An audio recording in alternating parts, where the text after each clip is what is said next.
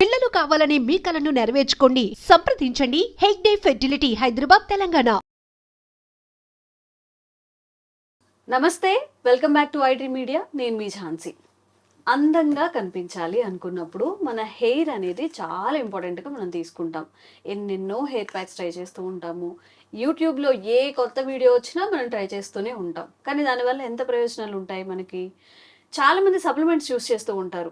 Like జుట్టు ఊడిపోకుండా ఉండడానికి, మరీ ముఖ్యంగా గ్రే హెయిర్, త్వరగా చిన్న వయసులోనే జుట్టు తెల్లగా అవ్వడము, లేకపోతే మనం ఆఫీస్కి వెళ్ళినప్పుడు సడన్గా ఎప్పుడైనా ఒక హెయిర్ తెల్లగా కనిపిస్తారే అప్పుడే నాకు వైట్ హెయిర్ వచ్చింది అని బాధపడుతూ ఉంటారు.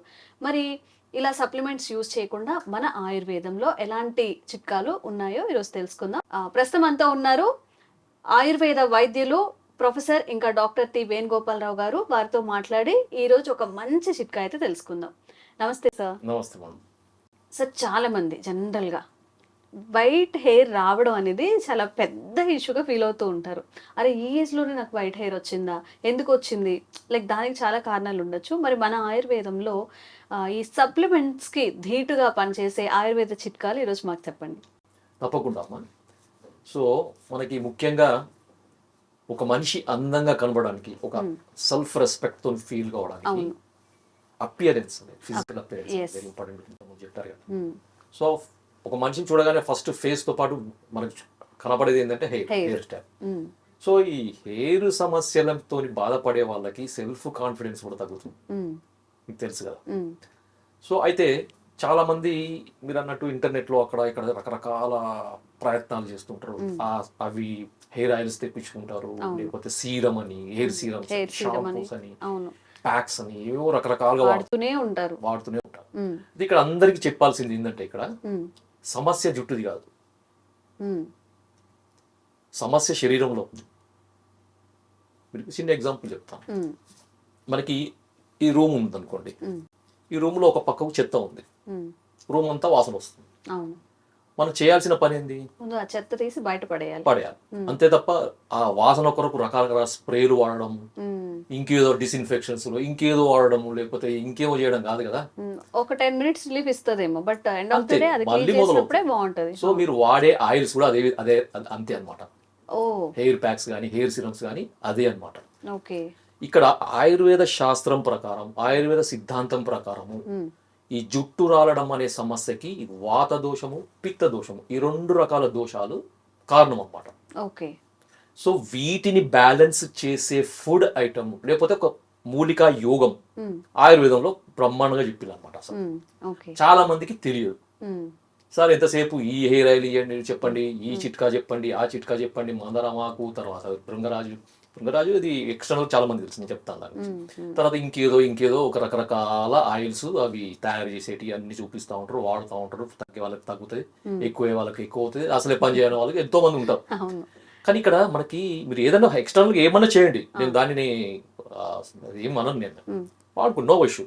కానీ ఎక్స్టర్నల్ కంటే కూడా ఇంటర్నల్గా మనకి ఈ దోషాలను బ్యాలెన్స్ చేయడం అనేది అత్యంత ముఖ్యమైన అవసరం. ఎందుకంటే ఆయుర్వేదంలో ఏమని చెప్పారంటే, క్రోధ శోక శమాకృత శరీర ఉష్మ ఊర్ధ్వగత అని చెప్పారనమాట. అంటే సో ఆ రెమెడీ అనేది దానికి ఎందుకు చెప్పారు, ఆ రెమెడీ వల్ల ఎటువంటి ఉపయోగాలు తర్వాత చెప్తాను. ముందు చాలా మంది ఈగర్ గా వెయిట్ చేసేది ఏంటంటే రెమెడీ ఏం చెప్తారు. దీనికి ఏం చేయాలంటే, దీనికి 3 మూలికలు అవసరం అమ్మా.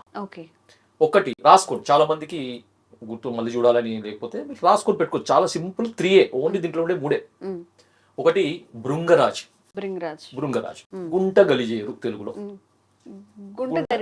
గుంటగలగరాకు లేకపోతే గుంటగలగరనే అంటారు. కొంతమంది కొన్ని చోట్ల గుంట గలిజేరు అంటారు. భృంగరాజు దీని పేరు, చాలా మందికి తెలుసు, పొలాలలో పెరుగుతుంది. మీరు వీలైతే, మీకు ఓపిక ఉంటే, మీకు ఇంట్రెస్ట్ ఉంటే కలెక్ట్ చేసుకోండి. కలెక్ట్ చేసుకొని నీడనే ఎండించాలి, సమూలం అంటే విత్ రూట్ మొత్తం, టోటల్ గా ప్లాంట్ మొత్తం, మొక్క మొత్తం తీయాలన్నమాట. ఇది ఎందుకంటే మామూలుగా ఇది కొన్ని పొలాలలో ఇది కలుపు మొక్కలాగా పెట్టి తీసి పడేస్తారు పక్కకి, దొరికే చోట చాలా ఎక్కువ దొరుకుతుంది. ఇది కలుపు మొక్కలాగా అనమాట. కొన్ని అంటే చాలా వరకు పొలాలనే పెరుగుతుంది, ఇది కలుపు మొక్కలాగా పెరుగుతుంది. ఈ కలుపు తీసి పక్కకు పడేస్తారు, దానికి ఏం వాల్యూ ఇయ్యరు అనమాట. సో అలా మీరు దాన్ని కలెక్ట్ చేసుకొని శుభ్రం చేసుకొని నీడన ఆరబెట్టుకోండి. ఓకే. మంచిగా అంటే గాలి బాగా తాగాలి, నీడన ఆరాలన్నమాట. నీడన ఆడితే ఆ గ్రీనిష్నెస్ అట్లే ఉంటుంది అన్నమాట దాంట్లో. విత్ రూట్ అంటే మనకి భృంగరాజ సమూలం అని చెప్పారు. సమూలం అంటే విత్ రూట్ అన్నమాట. ఓకే. బాగా డ్రై అయిన తర్వాత పౌడర్ చేసి పెట్టుకోండి. ఓకే, ఇది ఒక ఇంగ్రీడియంట్. రెండవది నల్ల నువ్వులు. నల్ల నువ్వులు అందరికీ తెలుసు. కాకపోతే ఇక్కడ ఏంటంటే ఈ మధ్య మనకి నల్ల నువ్వులు అంటే జెట్ బ్లాక్ ఉండవు అమ్మా ఇప్పుడు. కానీ చాలా మంది అనుకుంటూ జెట్ బ్లాక్ ఉండేటి నల్ల నువ్వులు అంటారు. అవి కలర్ వేసినాయి, అట్లనే దొరుకుతున్నాయి కదా సార్. ఆ దొరికేటి అన్ని రంగేసినాయి. అయ్యో, ఓకే. అవి తెచ్చుకొని మన ఆరోగ్యం పాడు చేసుకుంటామంటారా? నల్ల నువ్వులు అంటే నిజానికి కొంచెం రాగి రంగులో ఉంటాయి అన్నమాట. ఓకే. తెల్లవి కాకుండా కొంచెం రాగి రంగులో ఉండేటి నల్ల నువ్వులు. మీకు దాదాపుగా ఇప్పుడు ఈ పూజ స్టోర్స్ లో అక్కడ ఇక్కడ దొరికేటి అన్ని కూడా నల్ల నువ్వులు, రంగేసిన నల్ల నువ్వులు. ఎంత నల్ల ఉంటే అంత మంచి అనేది మనం మైండ్ లో ఫిక్స్ చేసింది అనమాట. అది తప్పదు. నల్ల నువ్వులు అంటే మామూలుగా రాగి కలర్ లో ఉంటాయి. అవి మీరు తెచ్చుకొని పొడి చేసుకోండి. ఓకే. భృంగరాజు కూడా మీరు పొడి చేసి పెట్టుకోండి. ఎండిన తర్వాత మిక్సీలో పొడి చేసుకోవచ్చు. మంచిగా జల్లడ పట్టేసి మెత్తడి పొడి చేసుకోండి. అదే విధంగా నల్ల నువ్వులను కూడా మెత్తగా దంచండి. అది పొడి కాదు, పక్కకు పెట్టేసుకోండి. బాగా దంచేసి పెట్టుకోండి. తర్వాత ఉసిరికాయ, ఎండించిన ఉసిరికాయ. మామూలు ఉసిరికాయ పొడి దొరుకుతుంది, లేకపోతే ఉసిరికాయ ముక్కలు దొరుకుతాయి డ్రై. మీకు ఓపిక ఉంటే అది తెచ్చుకొని పొడి చేసుకొని, లేకపోతే డైరెక్ట్ మీరు ఉసిరికాయ పొడి తెచ్చుకోవచ్చు. No issue. మీకు ఇక్కడ ఆయుర్వేదిక్ షాప్ లో ఉసిరికాయ దొరకని తెలియని వాళ్ళు ఉండరు, దొరకని అదే ఉండదు, తెలియదు. చాలా ఈజీగా దొరుకుతుంది. అయితే దీని రేషియో ఎట్లా, ఫస్ట్ మీరు రాసుకోండి. భృంగరాజు సమూలం పొడి ఇంతకుముందు మనం చెప్పుకున్నాం కదా, సో అది ఒక భాగం. ఓకే. రెండవది ఉసిరికాయ, ఇది అర్ధ భాగం. తర్వాత మూడవది నల్ల నువ్వులు, ఇవి అర్ధ భాగం. ఓకే. ఫర్ ఎగ్జాంపుల్ తో నేను చెప్తాను మీకు. ఉదాహరణకి 200 గ్రాముల భృంగరాజు పొడి, దానికి 100 గ్రాముల నువ్వుల పొడి, 100 గ్రాముల ఉసిరి పొడి, ఇవన్నీ ఎంత అయినాయి? 400 గ్రామ్స్ అయినాయి. ఈ 400 గ్రామ్స్ కి సమానంగా బెల్ల పొడి కలపండి. బెల్లం. ఓకే. సో బెల్లం ఇష్టం లేని వాళ్ళు షుగర్ పొడి కలపండి. అంటే మిశ్రి పొడి, కలకండ అంటారు కదా, ఆ పొడి కలిపేసుకొని మంచిగా దాన్ని మిక్స్ చేసేయండి.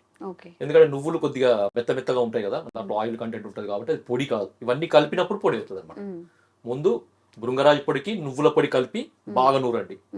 సో ఆ మనకి ఆ నువ్వులలో ఉండే ఈ ఆయిల్ కంటెంట్ అంతా భృంగరాజుకి అంటుకుంటుంది. తర్వాత ఉసిరి పొడి కలపండి. సో ఇంకా అది డ్రై అవుతుంది అనమాట, మీకు ఓవరాల్ గా పొడి అవుతుంది. ఇదంతా అయిన తర్వాతనే మీరు బెల్ల పొడి కలపండి.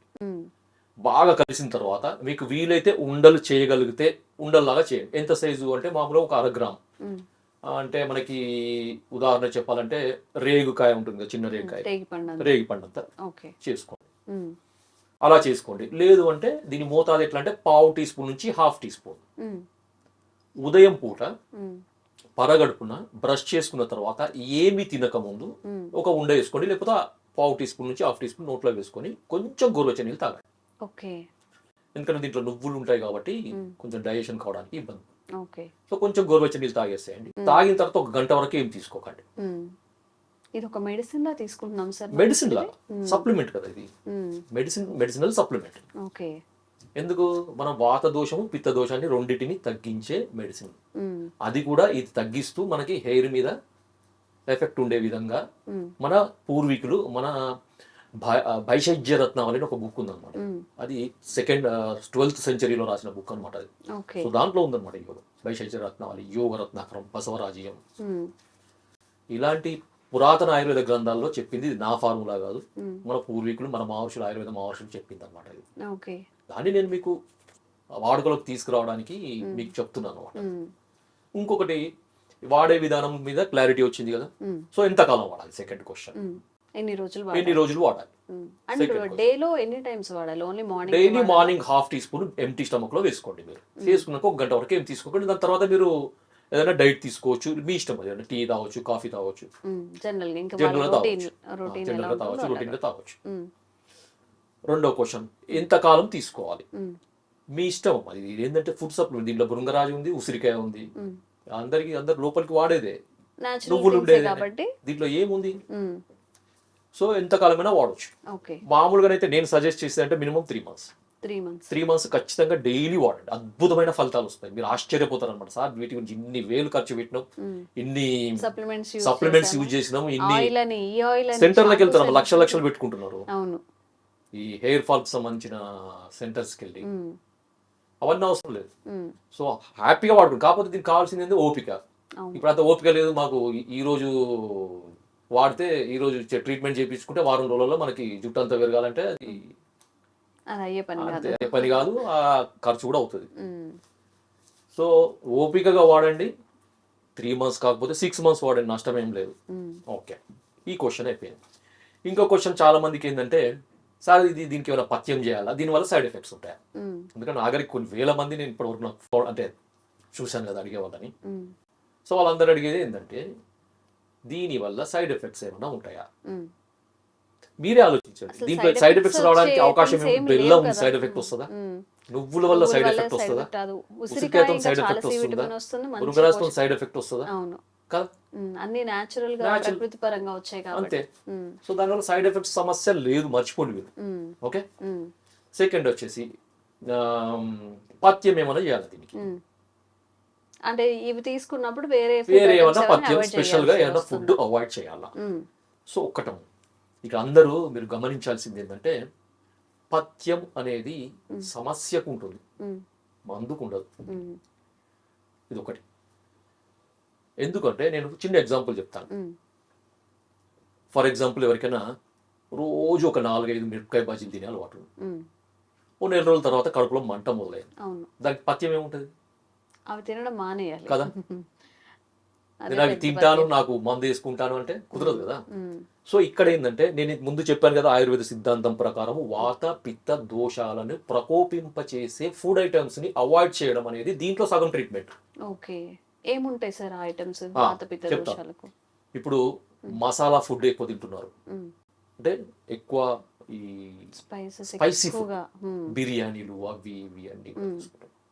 ఒకటి డీప్ ఫ్రై చేసినాయి, తర్వాత పికిల్స్ కూడా తినకూడదు. పికిల్స్ అంటే కొంతమందికి, అంటే ముఖ్యంగా వాత శరీరము పిత్త శరీరం, అంటే హీట్ బాడీ ఉంటుంది కదండి, కొంతమందికి హీట్ కాన్స్టిట్యూషన్ అంటారు.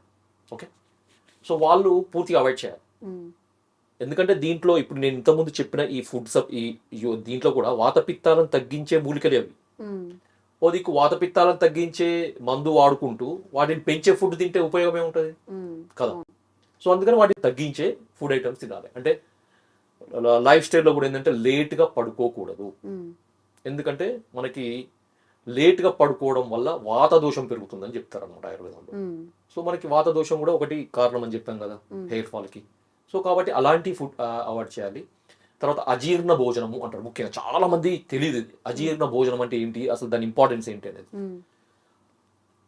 అంటే మనం మార్నింగ్ బ్రేక్ఫాస్ట్ చేస్తాం, లంచ్ చేస్తాం, డిన్నర్ చేస్తాం. ఇది కొంతమందికి ఒక అలవాటు అనమాట. 8 గంటల లోపు బ్రేక్ఫాస్ట్ చేయాలి, 1:30 లోపు లంచ్ చేయాలి, 8:30 లోపు డిన్నర్ చేయాలి. టైమింగ్ను పెట్టుకొని తింటారు. ఓకే, వాళ్ళకి డైజెషన్కి ఇబ్బంది లేకపోతే ఏం ప్రాబ్లం లేదు. కొంతమందికి ఏమవుతుందంటే ఆకలి ఉండదు, కానీ 8 అయిందని తింటారు. చాలా మంది ఉంటారు అలాంటి వాళ్ళు, 80% అట్లే ఉంటారు. కొంతమంది పొద్దున చేసిన బ్రేక్ఫాస్టే జీర్ణం కాదు, ఆకలి కాదు, హెవీగా తినేస్తారు, కానీ 1:30 అయింది, తినాలి. తినకపోతే గ్యాస్ ఫామ్ అవుతుంది, తింటారు. తర్వాత 7:30 అయింది, 8 అయింది, ఏమీ ఆకలి లేదు అసలు, ఇంత కూడా తినాలనిపించదు, కానీ 7:30 అయింది, తినాలి. సో దీన్ని అజీర్ణ భోజనం అంటారు అనమాట. అంటే ముందు తిన్న ఆహారము పూర్తిగా డైజెషన్ కాకముందు తినే భోజనాన్ని అజీర్ణ భోజనం అంటారు. ఇది చాలా రకాల సమస్యలకి మూల కారణంగా ఉంటుంది. ముఖ్యంగా ఆమోదోషం అంటే టాక్సిన్స్ అనమాట, బాడీలో ఒక రకమైన విషాలు మొదలవుతాయి. అవి రక్తంలోకి చేరి అవి రకరకాల స్కిన్ సమస్య, హెయిర్ సమస్యకు మూల కారణంగా ఉంటాయి. కాబట్టి అజీర్ణ భోజనం అనేది పూర్తిగా మంచి ఆకలి ఉన్నప్పుడు మంచి ఫుడ్ తినండి. ఇంకొకటి నిద్ర, సరైన నిద్ర కూడా చాలా ఇంపార్టెంట్ అమ్మా. Okay, in time food, in time sleep. ఎందుకంటే ఆయుర్వేదం చెప్తారు ఆహారం, నిద్ర, బ్రహ్మచర్యం, ఇవి త్రయోప స్తంభాలు అంటారు. ఒక 3 స్తంభాలు అనమాట. ఒక ట్రైపాడ్కి 3 పాదాలు ఎట్లయితే దాన్ని బ్యాలెన్స్ చేయడానికి ఉంటుందో, సో ఈ 3 కూడా ఒక మనిషి యొక్క ఆరోగ్యాన్ని బ్యాలెన్స్ చేయడానికి అవసరమయ్యే ఉపస్తంభాలు, అంటే 3 pillars ఆఫ్ హెల్త్ అంటారు అన్నమాట. సో నిద్ర చాలా ఇంపార్టెంట్. సో మంచి టైంకి ఫుడ్ తినండి, టైంకి పడుకోండి. ఓకే, ఇప్పుడు నేను చెప్పిన ఈ సప్లిమెంట్ వాడండి. వాత పిత్త దోషాలను మీరు ఇంక్రీజ్ చేసే ఫుడ్ ఐటమ్స్ మానేయండి. అంటే మీకు అర్థమయ్యేది చెప్తాను, inflammatory food, pro inflammatory food అంటారు అనమాట. ఇప్పుడు ఇంటర్నెట్లో దొరుకుతాయి ప్రో ఇన్ఫ్లమేటరీ ఫుడ్ ఏంది అని. సో అది మీరు చూసుకోండి. సో అవి మానేస్తే.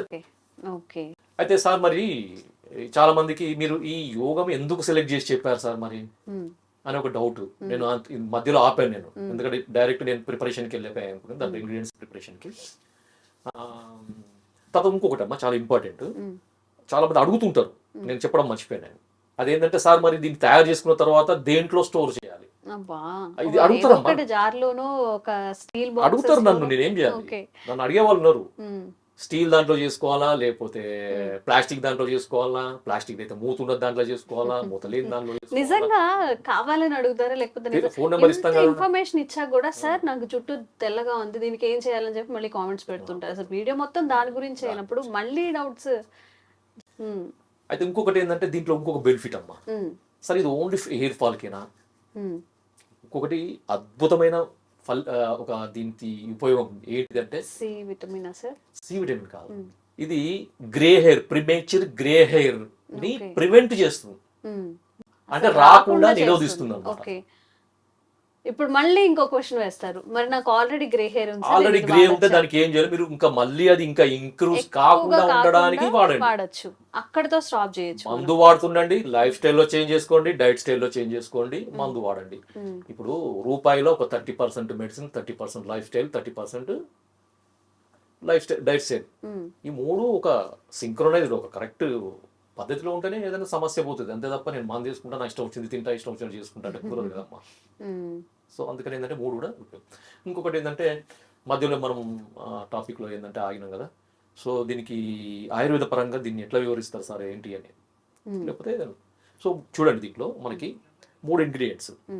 ఒకటి భృంగరాజ్, ఇది మనకి ఒక ది బెస్ట్ లివర్ ఏమంటారంటే tonic, the best liver tonic అది. సో దాంట్లో ఐరన్ రిచ్ హర్బ్ అనమాట. దీంట్లో ఐరన్ పుష్కలంగా ఉంటుంది. సో ఐరన్ కూడా మనకి కరెక్ట్ గా ఉన్నప్పుడు అనిమిక్ కండిషన్ రెక్టిఫై అవుతుంది, దానివల్ల హెయిర్ ఫాల్ కి అది ఉపయోగపడుతుంది ఒకటి. తర్వాత మనకి ఈ లివర్ ఫంక్షన్ అనేది కరెక్ట్ గా ఉన్నప్పుడు మనకి మిగతా బాడీలో ఉండే మెటబాలిజం కూడా కరెక్ట్ గా ఉంటుంది. ఎందుకంటే అబ్జార్ప్షన్ మనం తీసుకునే ఫుడ్ నుంచి సప్లిమెంట్ మనకి న్యూట్రిషనల్ వాల్యూస్ న్యూట్రిషన్స్ మనకి శరీరానికి అందాలంటే లివర్ ఫంక్షన్ బాగుండాలి. Liver is the liver of life అంటారు. ఓకే, కాబట్టి లివర్ కూడా సరిగా ఉండాలి. తర్వాత రెండవది నువ్వులు చాలా మందికి తెలుసు. దీంట్లో అసలు మనకి ఒక మనిషికి కావాల్సిన అన్ని రకాల పోషక విలువలు ఉన్నది అనమాట. సో మీకు ఒకటి చెప్తే ఆశ్చర్యపోతారు, ఎందుకంటే మనకి ఒక 26 రకాల అమైనో యాసిడ్స్ అంటే ప్రోటీన్ సంబంధించినవి అనమాట. అమైనో యాసిడ్స్ అంటే మనకి మసిల్ బిల్డింగ్ కానీ, లేకపోతే హార్మోన్స్ తయారు కావడానికి కానీ, ఇంకా రకరకాల ఉపయోగాలు ఉంటాయి. అమైనో యాసిడ్స్ అంటారు. సో మనిషికి ఒక 26 రకాల అమైనో యాసిడ్స్ అవసరం ఉంటుంది. దాంట్లో 18 నుంచి 20 రకాల అమైనో యాసిడ్స్ మన నువ్వులలో ఉంటాయి. అంటే ఆలోచించండి, నువ్వులు ఎంత విలువగలేదు. మన దురదృష్టం ఏంటంటే ఇప్పుడు వచ్చిన ఈ 2-3 సెంచరీస్ దశాబ్దాల నుంచి, డికేడ్స్ నుంచి రకరకాల ఏమంటారు కుకింగ్ ఆయిల్స్ని ఇంట్రడ్యూస్ చేసి నువ్వుల నూనెని పక్కకు దూసేసారు. అప్పుడు నువ్వుల నూనెనే మనకి బేసిక్ అనమాట. తైలం అంటే తిల నుంచి వచ్చిందంటే తైలం అంటారు అనమాట కదా. సో ఇది మనకి నువ్వుల నుంచి వచ్చే, తర్వాత ప్రోటీన్స్ ఉంటాయి, దాంట్లో ఐరన్ రిచ్ ఉంటాయి, తర్వాత విటమిన్స్ ఉంటాయి, తర్వాత సెలీనియం ఉంటుంది, తర్వాత B12 ఉంటుంది, తర్వాత కాల్షియం ఉంటుంది. కాల్షియం చాలా ఉంటుంది ఇట్లా. సో మనకి కాల్షియం రిచ్ ఫుడ్ అది. సో అదొకటి. తర్వాత ఉసిరికాయ ఏంటంటే అందరికీ తెలుసు, ఇది ఒక ఇమ్యూనో మోడ్యులేటర్. బాడీలో మనకి ఇమ్యూనిటీని ఇంక్రీజ్ చేస్తుంది. సో ఇమ్యూనిటీని ఇంక్రీజ్ చేసినప్పుడు బాడీ డిటాక్సిఫైట్, యాంటీ ఆక్సిడెంట్ అంటారు అనమాట. బాడీలో ఉండే టాక్సిన్స్ అన్ని కూడా పోతాయి. తర్వాత వైటమిన్ సి పుష్కలంగా ఉంటుంది. తర్వాత పిత్త దోషాన్ని తగ్గిస్తుంది. నువ్వులు వాత దోషాన్ని తగ్గిస్తాయి, వాత పిత్త దోషాలను భృంగరాజు తగ్గిస్తుంది. తర్వాత పిత్త దోషాన్ని ఇది ఉసిరికాయ తగ్గిస్తుంది. కాబట్టి 2 రకాల దోషాలు బ్యాలెన్స్ అవుతాయి అనమాట. ఎందుకు అంటే ఇంతకుముందు చెప్పాను కదా నేను మీకు, క్రోధ శోక శమాకృత శరీరోష్మ ఊర్ధ్వగత కేశాన్ పచతి పిత్తం. ఓకే, సో దీనికి అర్థం ఏంటంటే క్రోధము, ఇంతకుముందు లైఫ్ స్టైల్ చేంజ్, కోపం, ఊరికి ప్రతిదానికి కోపం, చిరాకు, కోపము, తర్వాత రెస్ట్లెస్నెస్, ఇది ఒకటి. శోకము అంటే ఊరికే ఏడ్చుకుంటూ ఉండడం, లేకపోతే బాధపడుకుంటూ ఉండడం, లేకపోతే అసూయ కూడా ఒక రకమైన శోకం కిందికి వస్తుంది. అవతల ఇతరుల మీద ఏడవడం, లేదు అంటే చదువు సరిగా కాలేదనో, చదువు ఇన్ టైం కాలేదనో, లేకపోతే పని ఇన్ టైం కాలేదనో, లేకపోతే జాబ్లో పోయినప్పుడు ఏదో రకమైన చింత అనమాట. శోకం అంటే బాగా మైండ్కి స్ట్రెయిన్ కలిగించే యాక్టివిటీస్ అన్నమాట. క్రోధ, శోక, శ్రమ అంటే మనకు తాహతు మించి, మన శరీర శక్తికి మించి పనిచేయడం, కష్టపడడం, పనిచేయడం. కొంతమంది చేస్తున్నారు అర్ధరాత్రి దాకా పని చేస్తున్నారు. ఎప్పుడో ఇంత తింటారు, పడుకుంటారు, 1 గంట పడుకుంటారు, మళ్ళీ 2 గంటలు పడుకుంటారు, మళ్ళీ లేచి మళ్ళీ పని చేస్తారు. సో ఇది శక్తికి మించిన అదైతే మన క్రోధ, శోక, శ్రమ, కృత. సో ఈ కారణాల వల్ల ఏమవుతుందంటే వాత దోషం, పిత్త దోషం రెండు కూడా మనకి స్కాల్ప్ హెయిర్ని చేరి ఆ హెయిర్ని మనకి ఫాల్ అయ్యేటట్టు చేస్తుంది. తర్వాత అవి గ్రే హెయిర్ లాగా మారడానికి ఉపయోగపడుతుంది. సో అందుకనే ఈ రెండింటిని బ్యాలెన్స్ చేసే మెడిసిన్ మనకి ఈ కాంబినేషన్. అర్థమైందా? నిజంగా చాలా లక్షలు ఖర్చు పెట్టి ఈ ట్రీట్మెంట్స్ తీసుకుంటూ ఉంటారు, సప్లిమెంట్స్ తీసుకుంటుంటారు సార్. ఇప్పుడు పిఆర్పి ఇంజెక్షన్స్ అని చెప్పి ఇవి కూడా యూస్ చేస్తూ ఉంటారు సార్. మన ఆయుర్వేదాన్ని అంటే ఇంట్లో దొరికేవి లేదా మన పెరట్లో దొరికేవి, మన చెట్లకు కాసేవి, వాటన్నిటిని అవాయిడ్ చేసి ఏవో కెమికల్స్ తెచ్చుకొని ప్రయోగాలు అయితే మన బాడీని మనమే ఒక ప్రయోగశాల చేసుకుంటున్నాం. మీరు చెప్పినట్టుగా ఈ చిన్న చిన్న రెమెడీస్ అయితే పాటిస్తే గ్రే హెయిర్ తగ్గుతుంది, హెయిర్ ఫాల్ తగ్గుతుంది, పీస్ఫుల్గా ఉంటుంది, దానివల్ల సైడ్ ఎఫెక్ట్స్ కూడా రాకుండా ఉంటాయి. Thank you sir, thank you so much.